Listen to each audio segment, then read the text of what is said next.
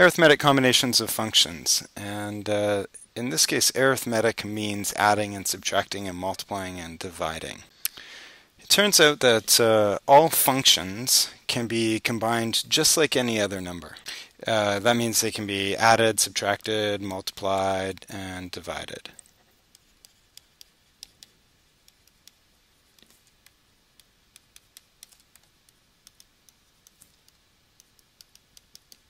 There are some conditions on division, and we'll get to those in a second. So the notation for this is fairly straightforward.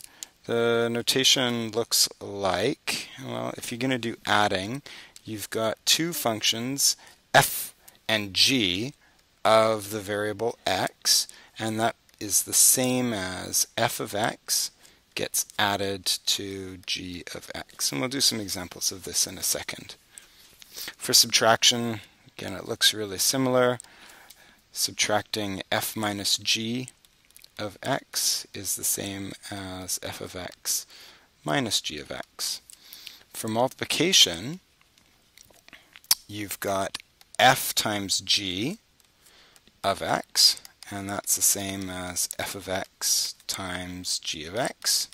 Be careful with the little dot. Sometimes it looks like a decimal place, or some textbooks use it, some don't. I'll leave it in here for now. And division is generally shown not with a division symbol, but with a fraction line. So f over g of x is the same as f of x divided by g of x.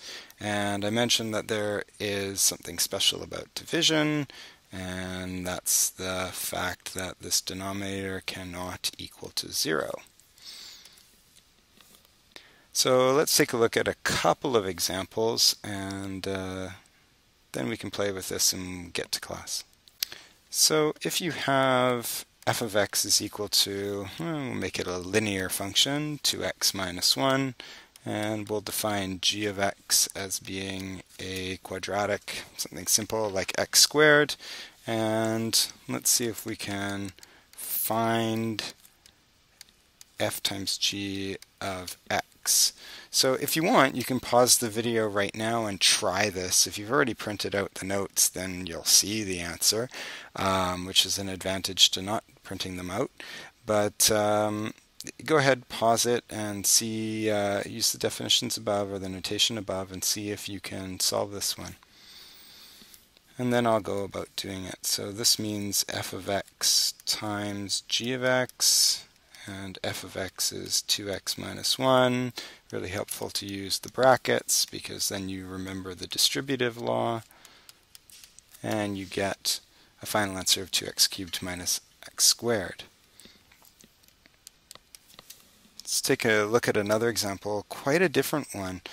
If we have f of 2 is defined as 5, so that's a point on the Cartesian plane, and g of 2 is equal to 8, we can still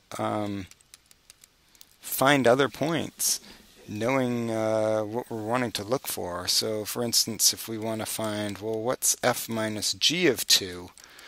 Well, f minus g, that's the subtraction, so that's really f of 2 minus g of 2, and we've got those defined. This is 5, and this is 8, so that combines together to give us negative 3.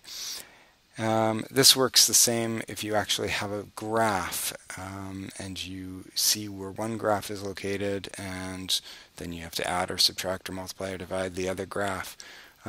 They can get a little bit tricky. It's easier with linear graphs or piecewise graphs, and we'll get into that in class. But that probably is enough to get you started and ready for class for today.